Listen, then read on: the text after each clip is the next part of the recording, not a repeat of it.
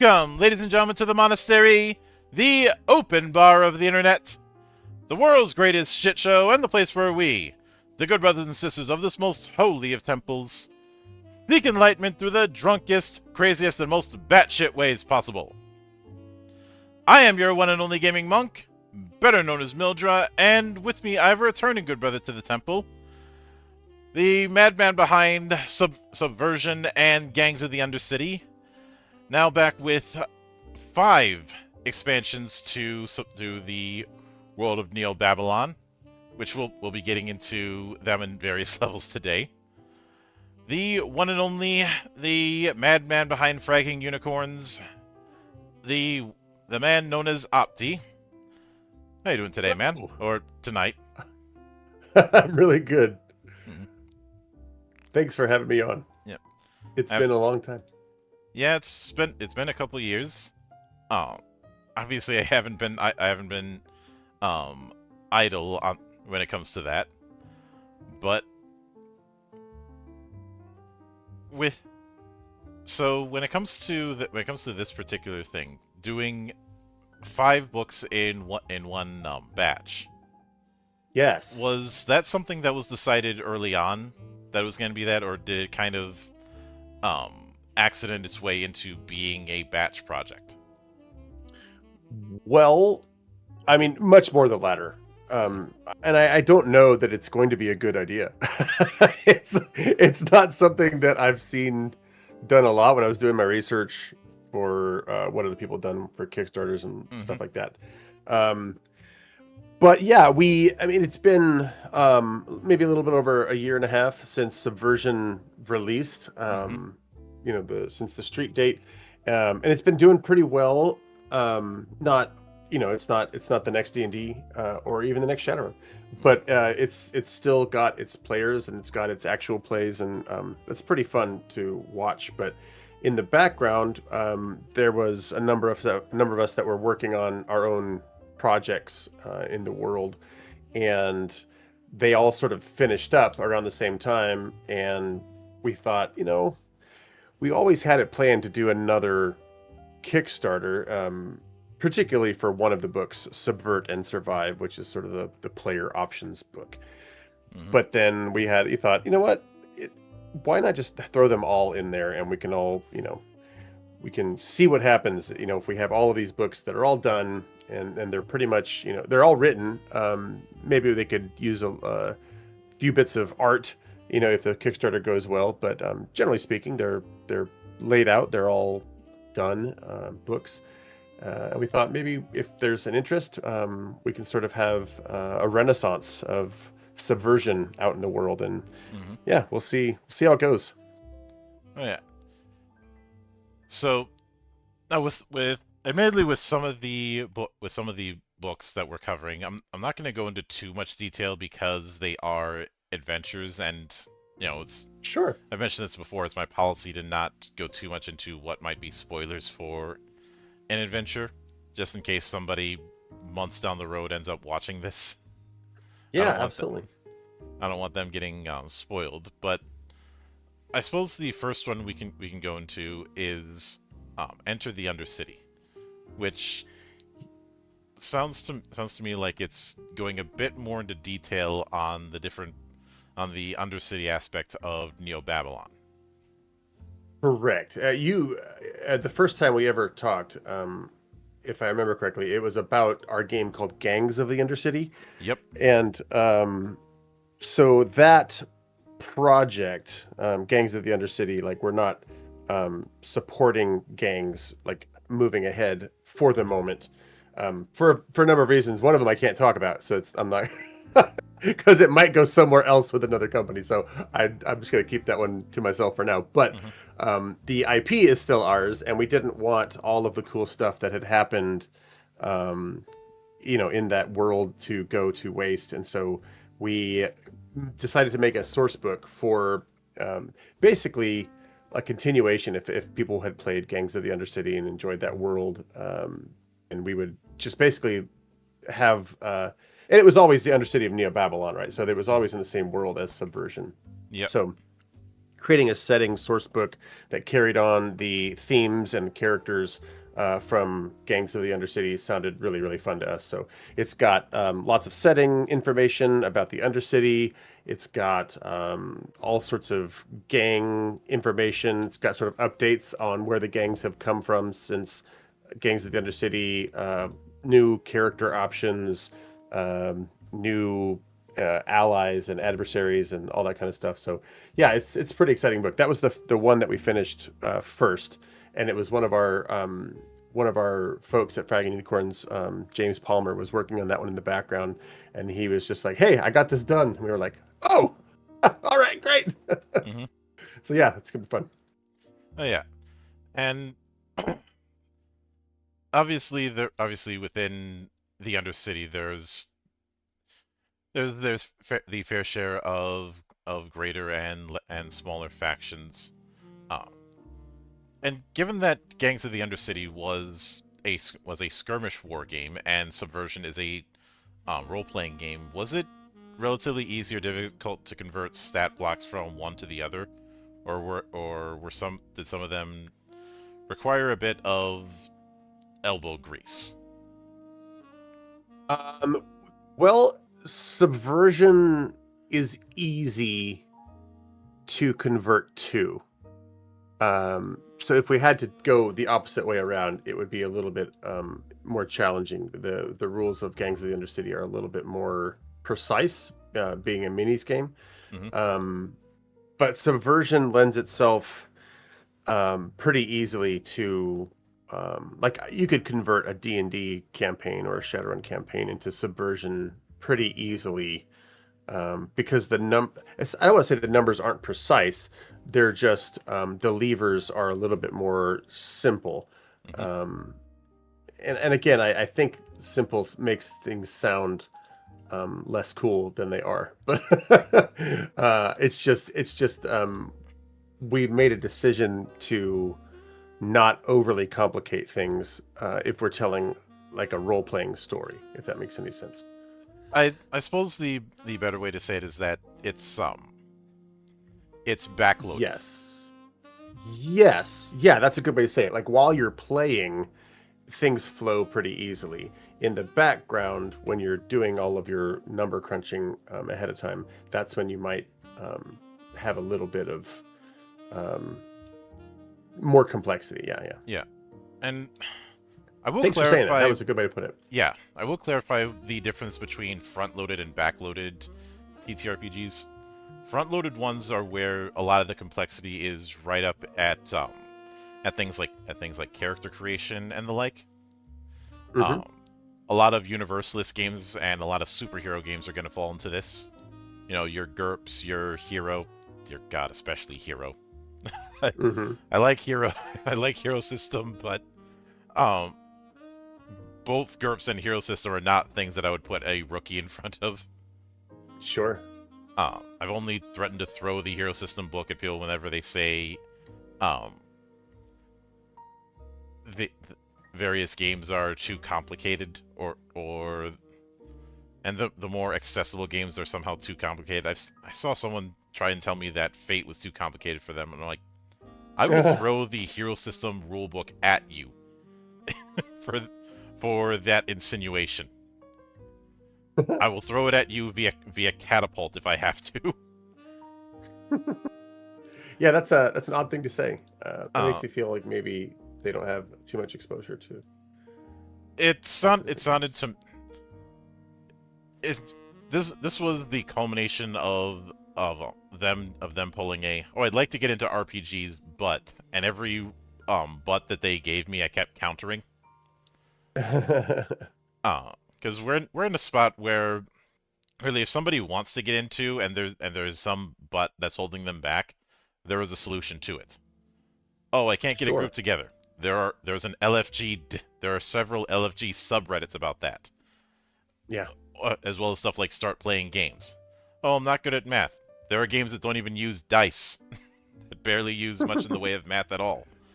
Oh, I can't afford the giant I can't afford the giant core books. There are a litany of free games out there. There are whole websites dedicated to them.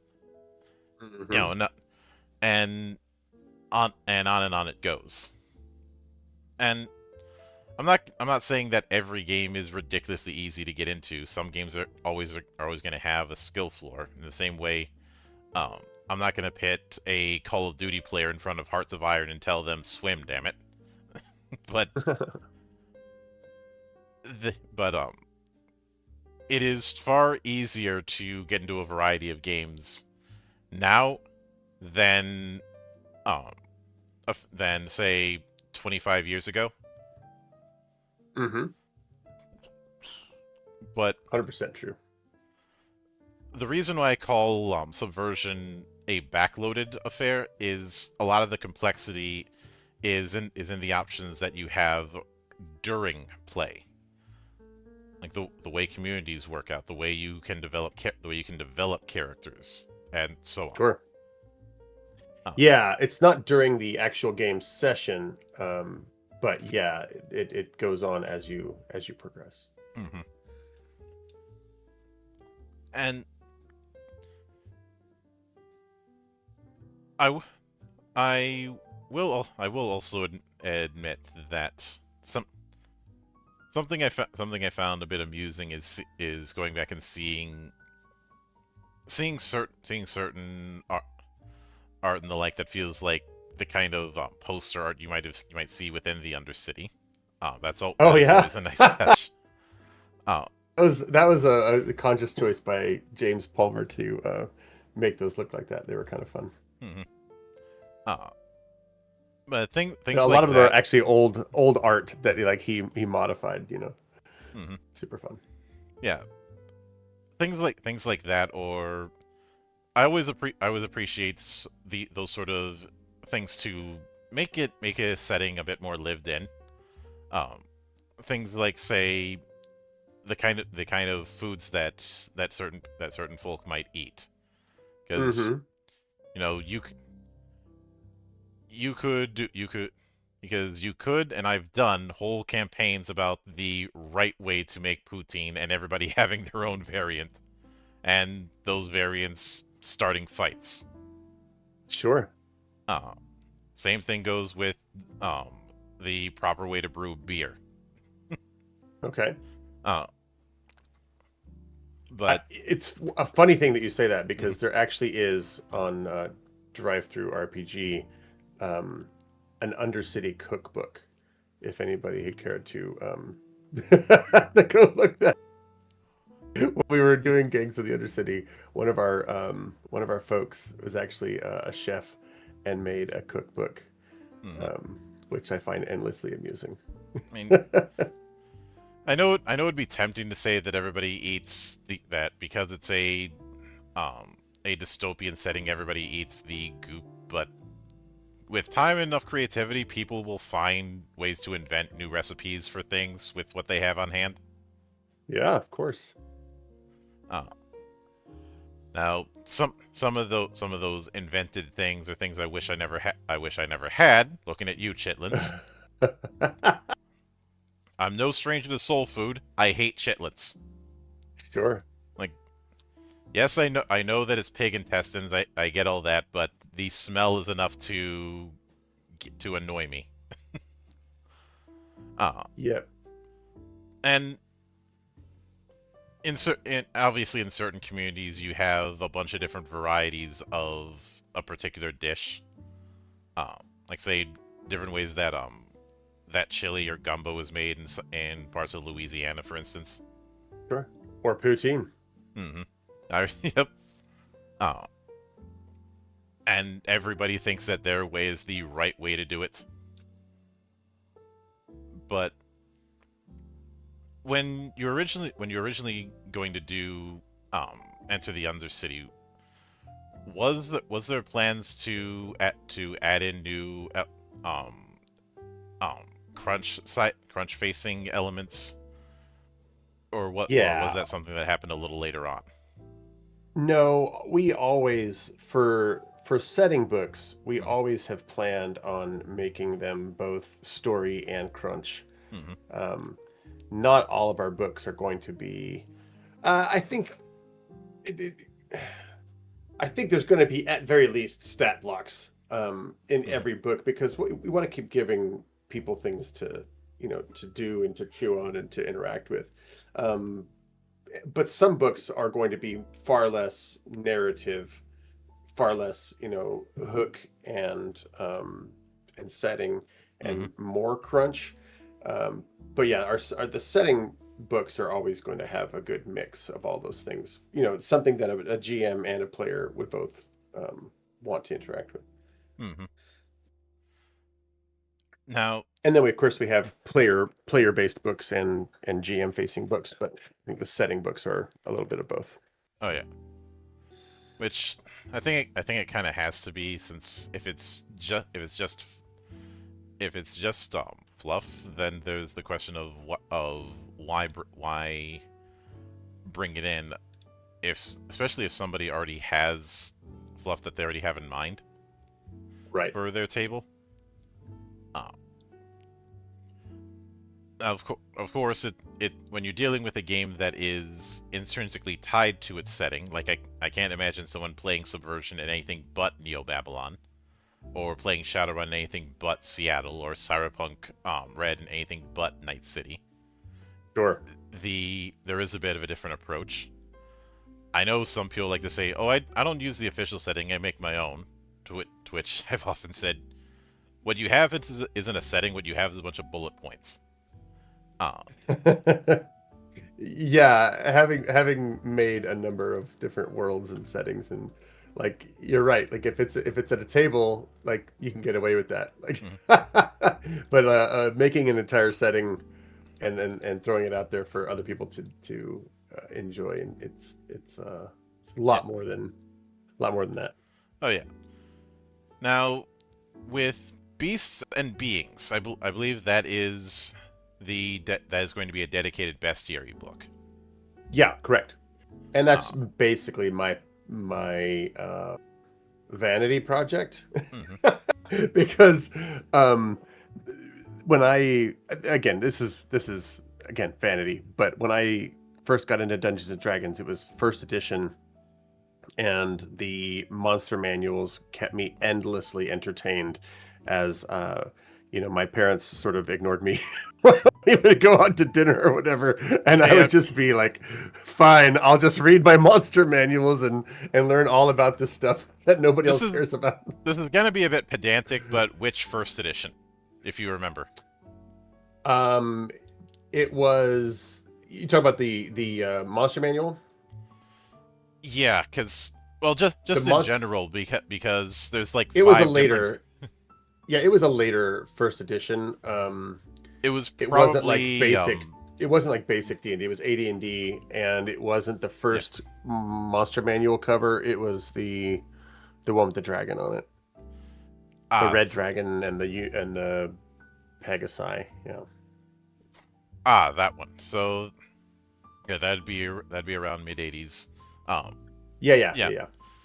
like when Solidly 85, 86 or something like yeah, that.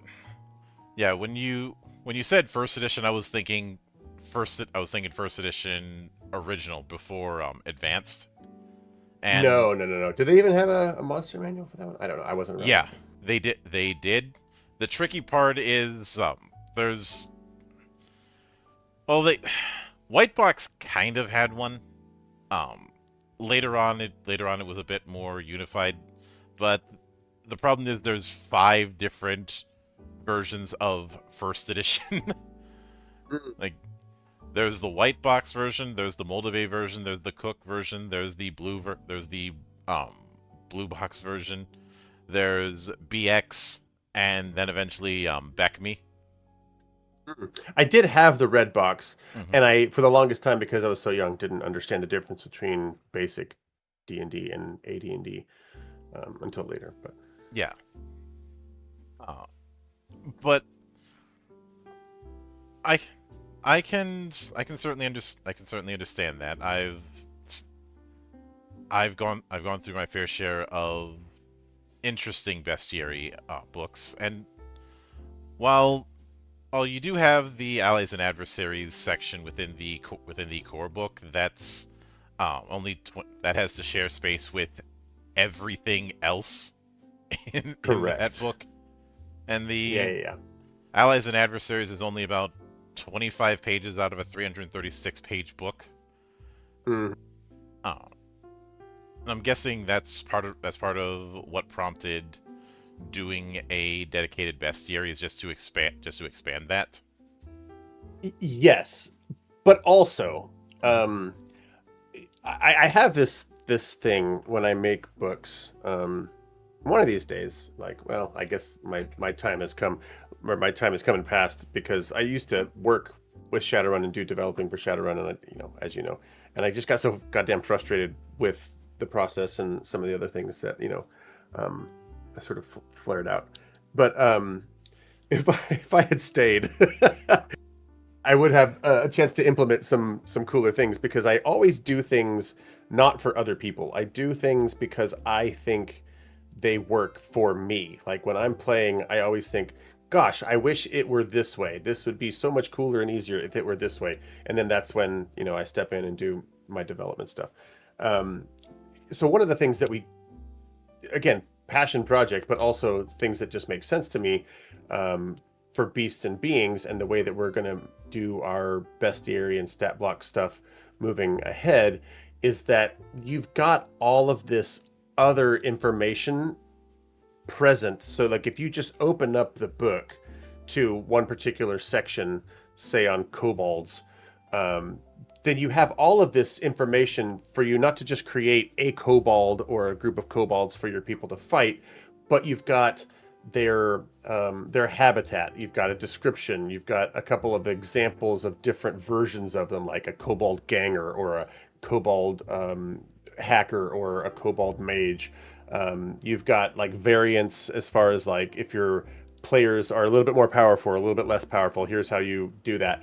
But then also they've got a bunch of random things like what are their attitudes, what do they care about, what are they going to do first in combat, and then also what we call rumor, risk, and ruin, which is plot hooks, right? So for all of these characters or all of these new beasts or beings in the book, you can easily just by looking at it, you don't even have to do anything. Just by looking at it, you can slot these in and have like a pre-made adventure that you can run your characters through based on any of these things, or just slot it into the background of whatever campaign you're playing pretty easily.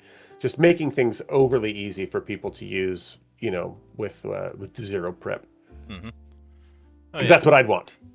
Yeah, and when you mention those kind of variants and setting those kind of things up in in monster manuals, what is always hilarious to me is that's not far removed from what D&D 4th edition was doing, aka the edition I'm supposed to hate, but the check bounced. Okay, you're right. Same. There's a lot of things in Subversion that we put in there because I played 4th edition, and you know what? Fuck everybody. I actually thought this was a brilliant innovation, and I'm going to adapt it. So fuck off. when I did a deep dive on Draw Steel last year, and pretty much every episode I was bringing up how there was something that was very blatantly channeling 4th edition. And when I looked at the praise that Draw Steel was getting and saw that some of the people who were saying that had slagged 4th edition back in the day, I was like, I want every single one of you to pucker up and kiss my giant black ass. because you did not have that energy 10 years ago. Yep. Oh. No, that's frustrating. Yeah, I hate that. It very much is. And what I want to focus on here is during 4th edition they got rid of challenge rating, which I remember at the time I said, rest in piss, you will not be missed. I didn't like challenge rating in 2000. How do you think I feel about it now? But sure. The more important thing is the introduction of roles. Mm-hmm. Skirmisher, leader, a disabler, treating them kind of like positions for a sports team. You know, you Yeah. have your quarterback, you've got your tight ends, you've got your wide receivers, you've got your running backs in say, football. Uh, each of them have a specific role, and it's more about the group. And each of the monster entries in fourth had these suggested packages of different XP Right. values for monster parties, essentially. The Hmm. exception is solos, and that's because solos are meant to be the big honking B-bags that can take on a whole party by themselves. So you don't need to have additional ones because why would you be if you're in a dragon's lair, why would you care about any other monster than the damn dragon? Correct. Uh, and based on what you're saying about drawing from fourth in that matter, is that something that you've considered, that kind of suggested package? Well, that's exactly what I was getting at when I mentioned the variants, right? Because I went through the fourth edition breakdown of those various things, and I thought, okay, if it's this package, then they would add, this much strength or this much AC, and they would subtract this much, dexterity or whatever. Mm-hmm. And that's sort of a temp. We don't use the same attributes, or it doesn't really one-to-one Mm-hmm. translate to subversion. But that idea that you could just have a sort of template to say, like, okay, if this is a matrix, a internet based or a hacker based person, they're going to have these skills. Add this, subtract Mm-hmm. this. If this is going to be like a melee guy or a military guy, then add this, subtract this. So yeah, it's almost a direct port for me. Like when I looked at that and I said, you know what, I really like that idea. If somebody wants to slot in this kind of kobold, all they have to do is X, and Mm-hmm. here's a couple examples. Yeah. Oh yeah. They're And not as defined roles, mm-hmm. right, as you would find, but like Yeah. they're you know Would you be doing a similar thing when it comes to the factions? Since in both Undercity and in Subversion, that the different factions, the different districts, and the like is a big deal. yeah. How do you mean? Like, how do you mean doing the same thing? Um, in terms Factions of work a little bit differently. They work a lot differently than they, in I, terms I of remember. what sort of, for lack of a better term, teams certain Mm. factions might favor. Sure. Yeah, so the factions and gangs, um, we assume are going to not be sort of, um, they're not going to be like so samey, right? Like, so in, like, for example, in Shadowrun, right? Like some gangs are like all mages or Mm-hmm. all cybered up people. Like we assume that that's not actually a relevant or a smart way to Yeah. do gangs or factions. Like in the What real world, people wouldn't do that. what came to mind what came to mind, if this will help, is Yeah. the way the mercenary companies work is as enemy units in Mass Effect 2, Mm-hmm. where they're all it's not a case of all biotic or something like that, but more of Sure. employing different types of tactics. Mm-hmm. So right now, the factions are um, they act as relations, right? Mm-hmm. So you're not going to be going up necessarily against a faction, um, like per se, right? You would have a relationship with a faction, and then if you interact with them, you would just have to make uh, versions of them, like individuals that you would interact with. But there's not like a particular bonus to having, friends in a particular gang, etc., or having a faction, having more uh, respect with one faction versus another. They're not mechanical in that way. Mm-hmm. Yeah, I could get that. And even with that, it's nice to have the fact that the diff that you have these different variants of the creature features, and lets you play with the fact that even a place like Neo Babylon, there are worse things than just the different gangs or people higher up on the ladder. Yeah, yeah, Because and again, a reaction, in some ways to the cool stuff about that we liked about D&D, and then also some of the stuff that I didn't care for about Shadowrun, is that there wasn't a sort of bestiary that you could go to, or if there was, it was so particular, so as to be sort of not as helpful as you might want it to be for like a one book. So yeah, like in Shadowrun, like you just assume that you're going up against various metahumans, and every once in a while, like there's some weird creature. We just yeah, assumed that, like, the world is big, so here's a bunch of creatures, and here's a bunch of weird people. yeah, I remember Shadowrun teasing things like I think it was called the HMHVVV. Sure, yeah, This metahuman version of things like vampirism and lycanthropy, yeah, yeah, but yeah. it barely got used. Yeah, it was used for particular adventures. The werewolves were hardly ever used. I Like remember their seeing werewolf existence was there, stats, but in actual yeah, yeah, modules they were non-existent. yeah. And There was one or two vampire adventures.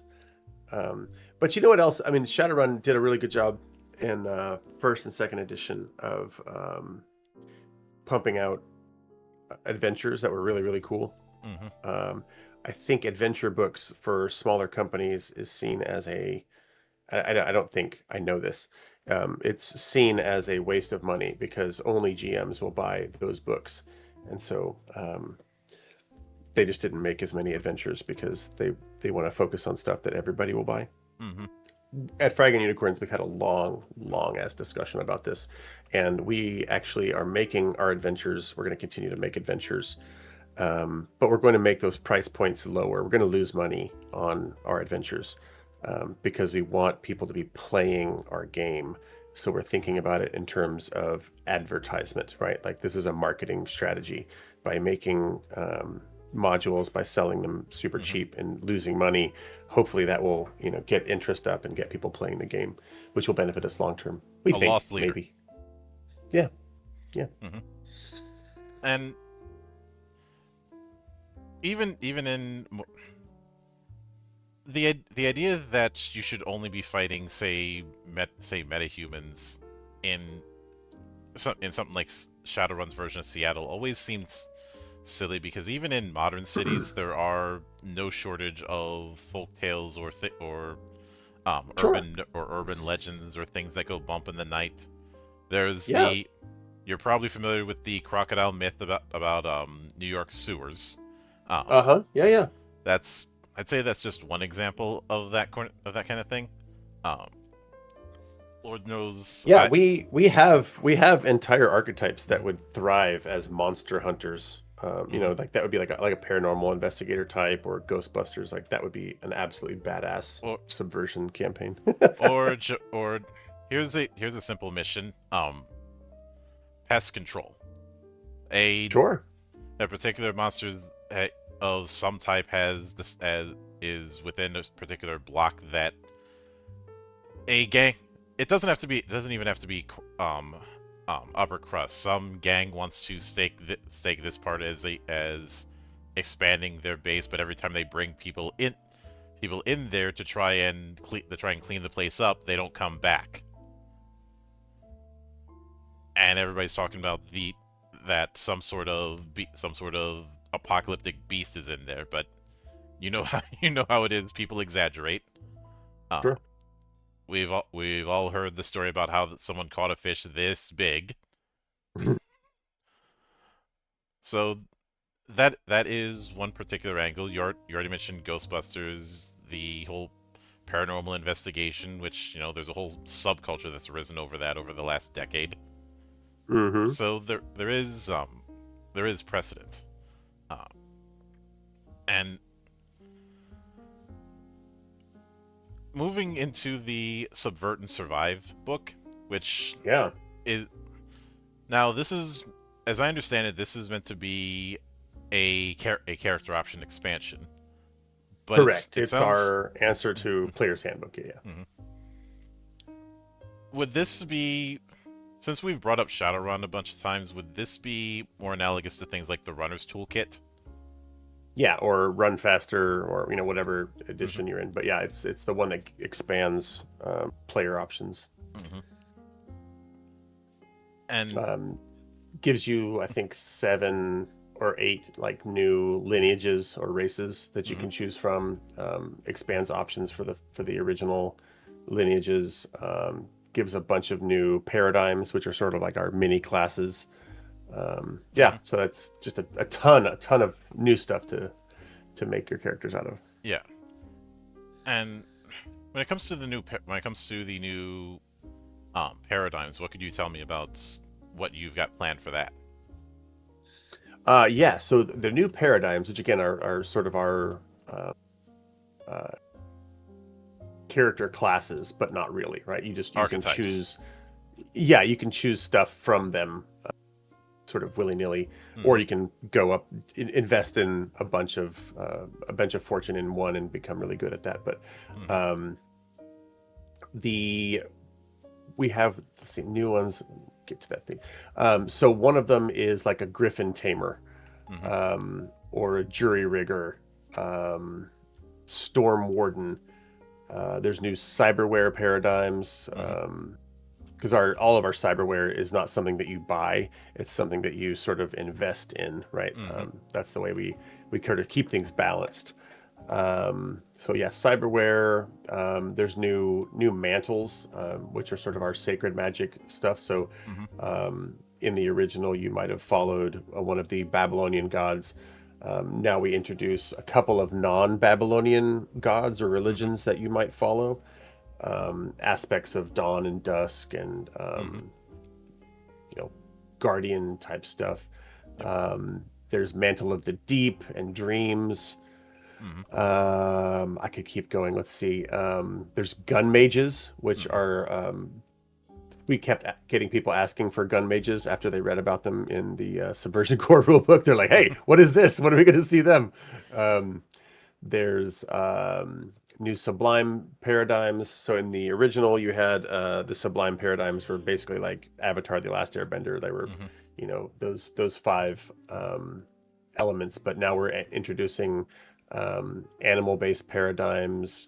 Um, yeah, um, mix. Oh, and then the paradigms for arcane art. So you're mixing colleges now, so you Hmm. can mix fire magic and storm magic, or light magic and force magic, etc., and get new Hmm. paradigm abilities from those. So yeah, it's basically taking and building on what we had originally, and just giving a ton of new options for Hmm. folks to use. Oh yeah. And given that, it does sound like that there's the possibility of mixing between different styles of magic within what you've got planned. So somebody could. No, if you are, there's Hmm. three different big sources of magic, right? There's Hmm. arcane, which is your sort of mage formulaic type stuff. Hmm. There's sublime, which is the sort of magic from within you, that Hmm. usually makes it sort The of adept, makes the you a little adept bit with of a extra martial steps. artist. Yeah, exactly. And then there's the sacred, which is the Hmm. sort of religious based stuff. There's more Hmm. to it than that, but that's the basic. Yeah. You can mix now within those. Hmm. It's a little bit easier to sort of draw from different stuff within those, but you can't be an arcane and a sublime practitioner, Yeah. or a sublime and sacred practitioner. Yeah. For whatever reason, I see somebody mixing like Way of Earth and Fire, and now all of a sudden they're throwing lava around, Sure, yeah, you can do that. You can absolutely do that. or the element combos I remember seeing in the original Grandia, which had Hmm. explosion magic as an earth and fire combination. Um, Yeah, so the sublime magic, right? Like mhm, like you said, like the avatar or the adept. Hmm. They have traditional elements, right? Like they're sort of embodiments of traditional elements like earth, wind, Yeah, fire, the Hellenistic that kind of elements. stuff. Yeah. But the arcane stuff actually isn't those traditional elements. It's actually based on like the different forms of energy from our Hmm. real world, right? So you have thermal energy or electricity, or you Hmm. have force. So the sort of stuff that corresponds to our real world energy is how mages in Shadowrun, forgive me, Subversion. Subversion, yeah, Subversion do their thing. And we wanted to sort of draw hard lines of distinction, Hmm. because it can be sort of tempting to start mishmashing everything to the point where there becomes one cool build where you can just mix everything together, and like, why wouldn't you ever do that? And I Yeah, think some of the best the. storytelling stuff Mhm. leaves room for there to be straight lanes where you fit into this lane. And I just think it's more visually fun. Like Mhm. in the theater of the mind, I think it's more narratively fun to have Oh yeah, some sharp distinctions. yeah, But you can have cyberware and magic if you all you want. mhm. Yeah. Which I'm glad for. I'm glad for because that whole cyberware takes up essence, so you're a worse mage. Was always a bit of a stretch to me. Um, Yeah, it's become a little problematic too, I think, as time goes on. It's a little bit of a um, dated concept. especially since I'm. It's one of those things that only really works when you're operating under the assumption that technology and magic are diametrically opposed to each other. Sure. And often something I've brought up plenty of times is if magic becomes something that is readily accessible, magic and technology are going to end up growing up together Sure, instead absolutely. instead of separately. In this, Yeah, I think initially in Shadowrun it was meant as a sort of check and balance against people getting too powerful, mhm, but the implementation of it was that you can upgrade your cyberware through money, and you upgrade your magic through your experience or karma, and that distinction just grew more problematic over time, right? You could have a huge amount of money and you were still like sort of locked into a certain amount of karma, and mhm. so like there just became an imbalance, I think, over time, and we wanted to address that right up front. Oh yeah, and I think the only time I've first off, when you mentioned that whole Omni build, what instantly came to mind is the false choice builds approach in pretty much every Elder Scrolls game I've played in the last 20 years. Where, Mm-hmm. yeah, you can build everything you want, but all roads lead to Stealth Mage Archer. Right. Ev- Exactly. it doesn't matter if it's Oblivion or Skyrim or even Morrowind. All roads lead to that. All roads lead Yep. to Rome. Rome is Stealth Mage Archer. Yeah. Start wherever you want. We're eventually going to get to the person sneaking around throwing magical blasts with our bow. Yeah, which is in that in that same vein. Have I do believe it is important to have those kind of defined lines because otherwise you end up with that problem of everybody can use any kind of spell. Um, Yeah. I've I have picked on D&D for this for years, for example, and yeah, in like third you had the dividing line between the arcane list and the divine list. You kind of have that with Pathfinder as well, but ultimately you have the same problem of everybody's using it the exact same way. Yeah. Like And else, I dislike that. Honestly, I have Mhm. a very strong negative reaction to that. Which again is why I loved the power setup and the power source setup that for that fourth edition had. I know it Hmm. could be argued that the whole AEDU thing is that problem in another coat of paint, but it really isn't because because so much is themed around roles. And Right. even characters who have the same role but different power sources aren't going to be using it the same way. The cleric and the warlord are both leaders, but they don't play anything alike. Yeah, my longest character was a warlord Mm. in fourth edition, and I really enjoyed it. Yeah, um, I think it's telling that even now there are people who try to put the warlord in fifth because I think it scratched an itch people didn't even know they had. Mm-hmm. But now in now when it comes to the idea of gun mage, since that's been brought up and that's been heavily requested, um, Mm-hmm.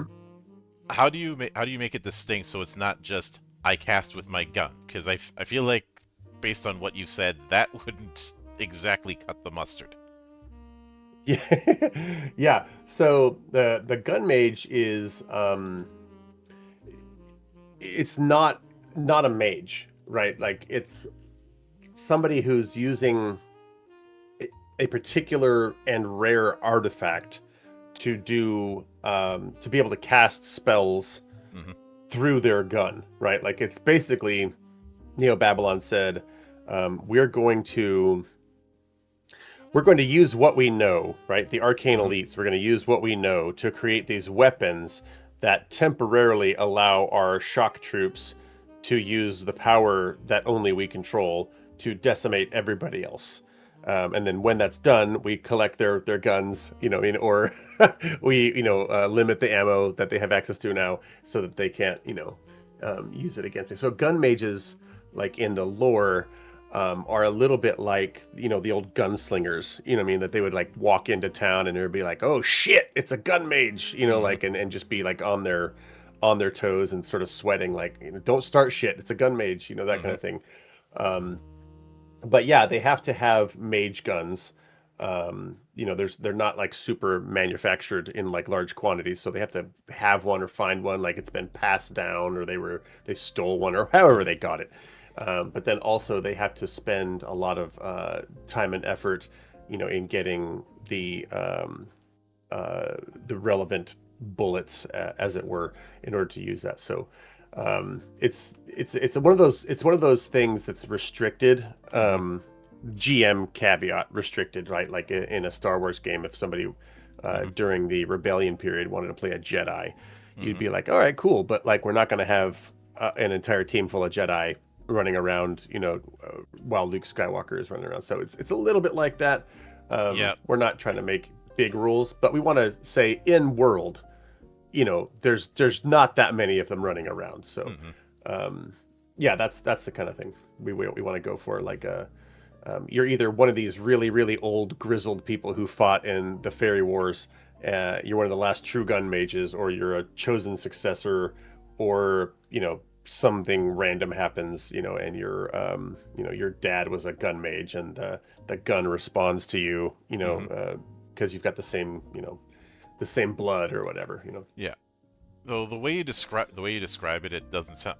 The guns in that case don't sound too far removed from, say, casters in Outlaw Star. I'm not familiar with that.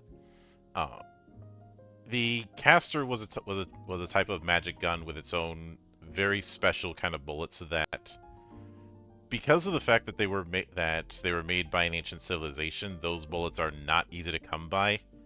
While there are mages that can craft them, they are very, very rare. Like you, Mm-hmm. throughout that whole anime, you only see them once. Right. Uh, And I imagine like when they show up, everybody's like, whoa. well, it was a somewhat gag episode when they showed up, but it was a gag episode that um, demonstrated the difference between caster shells you might get in the markets and ones that are fresh forged, Sure. because the ones because those mages only made one bullet each, but made a clear warning that the en- using a caster takes up your energy. These are Mm-hmm. high quality primo grade shells, which means they're a lot more powerful, and the door swings both ways. Right. So overuse these, and they will probably kill you, kind of thing. Mm-hmm. Um, It's not like that with mhm, the gun mages, but also like you're going to be spending a lot of time mhm. um, being a specialist rather than a well-rounded character, right? You're Yeah, gonna have the boomstick, and you're mhm, gonna be able to be really good aiming your boomstick. And that's yeah. pretty much it. But that is what that is what you call in a gun mage for. They are meant to be a specialist for a Correct. particular uh, a particular job. Uh, Yep. They were created to win the war. mhm. And that's what they did. uh, it's in the same vein that if you're just doing a patrol run, you don't break out a bomber.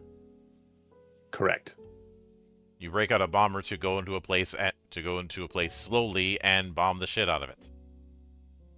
Uh, I suppose a closer example would be if you're doing a raid operation, like if you've seen the film The Raid Redemption, that's one example of that, Mm-hmm.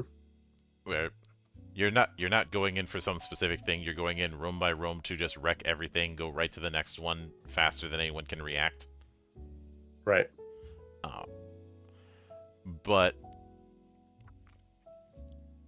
in addition to that, there are two episode adventures that you're adding to this collection: House of Sorrows and Diviner. Um, Correct. Now, with House of Sorrows, what sort of obviously I'm not going to go into the full story of the thing because that would break my rules. But what sort of tone is that adventure? House of Sorrows is I mean it's a haunted house Mm-hmm. adventure, that's sort of like the what it says on the tin. Mm-hmm. Um but we introduce a sort of, it's not necessarily like an adversary. It's a problem, right? Mm-hmm. Like called haunts, like a new kind of creature. And haunts are not something that you necessarily want to attack physically.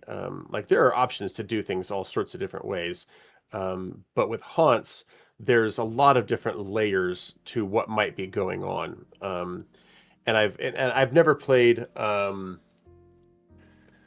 Witcher, but after somebody played through House of Sorrows with me, they said, "Hey, this is a little bit like how you deal with certain creatures in The Witcher, Mm-hmm. where like you can just go and beat the shit out of them, but if you put in a little extra effort and you're a little bit more curious, then you could actually do this in a completely different way." And so haunts are something that has to do with injustice, something that happened in the past, and what you can do to deal with the current problem is often found in what's happened in the past and how you can make it right. Mm-hmm.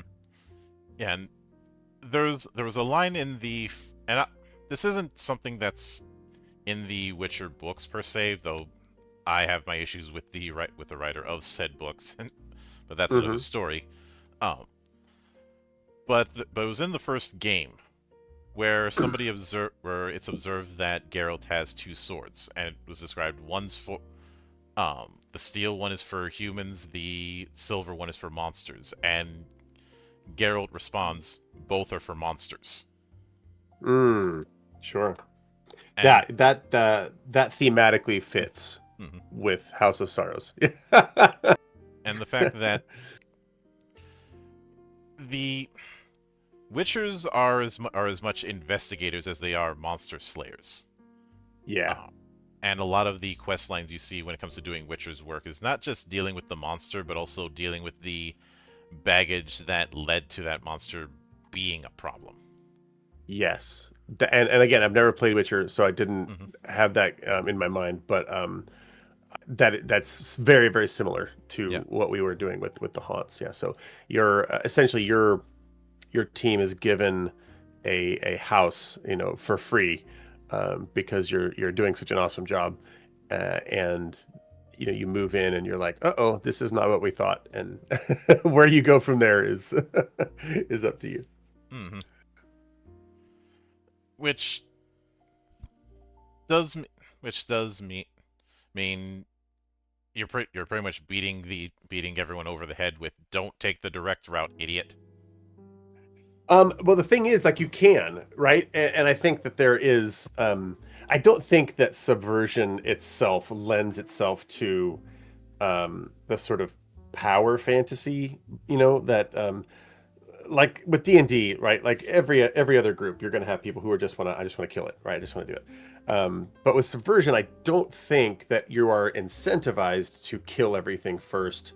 So I don't in the games that we've seen, people don't tend to kill everything first. However, having said that, like that's absolutely something you can do, and it's not like you're punished for it. I guess like not in the traditional way. Like the adventure still goes on if you deal with it, in one way. Um, Hmm. but what happens next, what I mean, and how things pan out, end Hmm. up differently. So yeah, we Yeah. try to not to. We try not to railroad people, what I mean, like Hmm. if you want to do what you want to do, that's fine, Yeah. Um, Yeah. And obviously, I'm being hyperbolic when it comes to that, but a lot. sure, But it being a ghost story means the direct route can be taken, but sometimes in some ghost stories, there's the implication that by taking the direct route, you didn't solve the problem, you just postponed it. correct. And without giving too much away, there is a sort of side quest in House of Sorrows that if you take it, you'll encounter somebody who basically tells you how to take the direct route, but then they warn you, if you do this, you're a dick. And this is not actually solving the problem. Like you will be dealing with this like, way down the road if you take this option. Still, here it is if you want to be an asshole. Hmm. But yeah, the idea, like in Subversion, is that if you don't deal with haunts, um, they will join up with other haunts, or they will come back stronger, or something like that. So yeah, Or you're they'll never. start haunting you. Yeah, sure. Yeah, I guess the way that you could probably deal with House of Sorrows, the quickest is just by not accepting the house and moving on with your life. Hmm. But there's no reason why you wouldn't, with the economy the way it is in Neo Babylon. There's no way Hmm. you would do Oh yeah, that. but now with the other module that you have, Diviner, what kind of tone are you going for with that? Totally different, right? Hmm. This one is a sort of murder mystery, that is about you. Basically, a veteran of the Fairy Wars is found dead or nearly dead, and then you have to investigate like this particular, you know, brutality, this particular attack, and this has sort of ramifications that go back, right? It would be Hmm. like, those old movies, right, where somebody's Vietnam buddy, right, is killed, and so like they've got to go revisit like what happened back in the day and like figure out like if there might be some clues, Hmm. that kind of thing. So it's got a lot of sort of elf lore, a lot of fairy war lore, sort of touches on an area of our world called Val Broceliande. It deals with sort of like veteran type stuff and war stuff. So yeah, it's totally thematically different, but I think deals with some stuff that sort of bumps up against our world, Hmm. against fictional events that happened in our setting. Oh yeah, and since it is a murder mystery, I'm guessing, and I'm not expecting you to say who, but I'm guessing that there are a few red herrings. Yes, there are a number of different roads you can go down, and you're obviously going to be tracking down various rumors and interviewing witnesses, and there's I think one of the cool things that this one does, actually, it gives you alternative alliances, right? And we were talking about Hmm. factions earlier. If you pursue one faction, one sort of gets close to you, but depending on which faction you go with, it might not decide like if you solve or not the case, but it will certainly decide the future of your alliances and Hmm. which groups that you're on the ends with. Oh yeah, and because And you and might decide that, like, hey, we know who did this, but we're going to lie about it anyway for various yeah, reasons. Like that's the kind of stuff that we like to build in to and Subversion. another thing that is very prevalent in mystery fiction as a whole is multiple suspects, each of which have some level of means, motive, and opportunity. I.e., Mm-hmm. they could have done the people who, based on what's there, they could have done it. It's just a matter of figuring out who actually had the balls to do it. Yeah. Everybody had a reason and opportunity. Yeah. Hmm. Uh, you brought up the whole non-buddy thing, and what one of the things that instantly came to mind, and this might be a bit of a stretch, but the impetus for everything that happens in Watchmen is the death of the comedian, and Mm-hmm. in the process of everything that happens after that, exploring the fact that, uh, well, the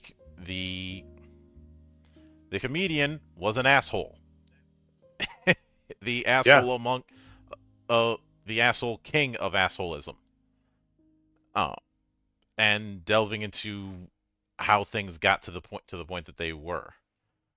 Uh, obviously, I'm vastly simplifying, but but that is kind of where things ended up going.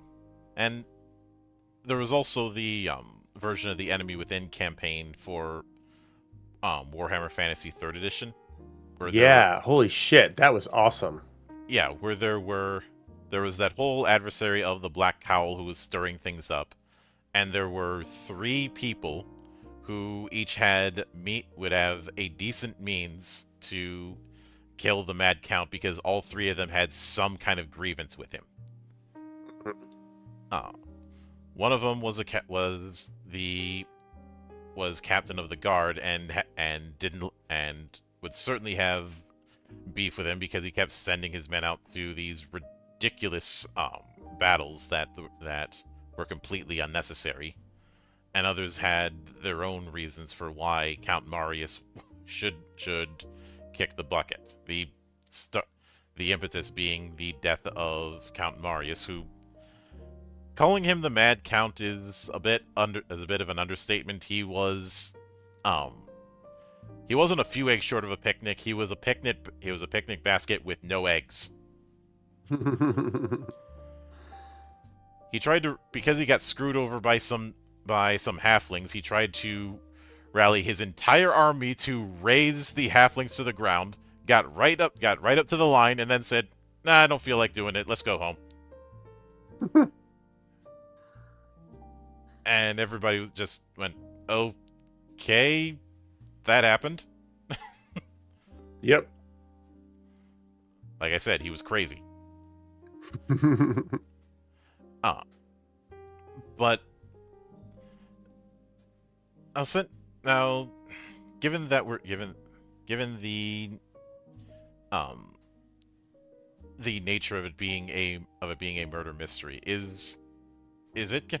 And once again, don't um I'm trying not to delve into something that would lead into spoilers, but Yeah, it's fine. is it a case where there are multiple ways that it could be resolved as far as who is the killer? No, it's like you're given, like the GM like knows what happened. But like I said, there are different ways that you could take it, like knowingly or not, right?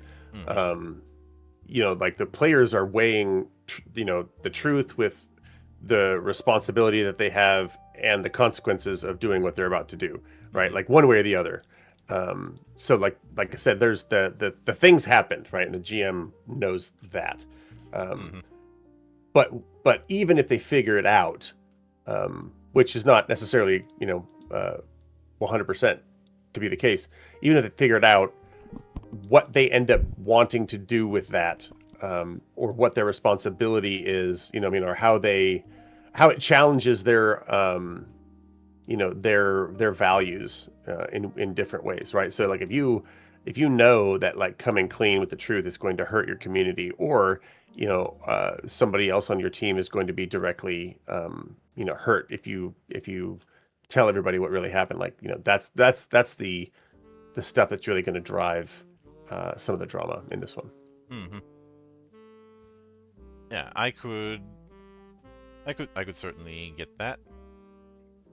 Although I have written the other versions, right? Like I've written ones where that are open ended, and whatever they just whatever they come to, right? Like the GM has the caveat to say, "Yep, that's what happened." Right? If you those are really really hard to write, but I think you can write them if you want to.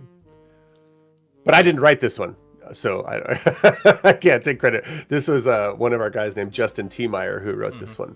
And he's been in love with Val Broceliande and the Fairy Wars ever since Gangs of the Undercity, so he wanted to write this one about that. Oh yeah, it's certainly something I could see. Now, when it comes to the crowdfund for this, what are you shooting for as far as a launch window, and how long do you plan on running it? We are going to launch March 31st. And we are going to run it for about 30 days. It's either 31 or 30 days, but yeah, and we're aiming to get 25,000 to get some of our print costs covered, and also just to gain some some new people to Subversion, right? People who might have missed the first one, or maybe didn't get a chance to grab the book. Here's a chance to grab the book, and you can see that we're continuing to support it. So, you can feel safe that if you wanted to start something in this world or start playing the game, we're going to continue to support it. I think that's one of our things. One of the things that we really hope is that people will see that there's a lot of games out there that sort of promise a one-shot experience. But there's not a whole lot of games, or there's at least a diminishing number of games that will release a game and then continue to support it, like releasing new supplements all the time. So that's what we hope for this one, that people will see that we're supporting it and be a little bit more confident in playing, or giving it a shot at least. Yeah, I'll certainly keep an eye out on how it develops. But with that said, I do want to sincerely thank you for taking the time out of your schedule to come all the way to my monastery and enjoy the madness that happens here. Yeah, of course. It's always a pleasure to visit the monastery. And anytime you see fit to return, the door is always open. As I often say around here, drinking is not mandatory, but it is encouraged. I rarely stop. And, of course, a sincere thanks goes out to everyone who took the time out of their schedule to come onto the show and enjoy the madness. And there will be plenty more where that came from, as there always is here, on the open bar of the internet. But until then, on behalf of the good brothers present and not present, my name is Mildra. I am your gaming monk. Stay fucking frosty, everybody.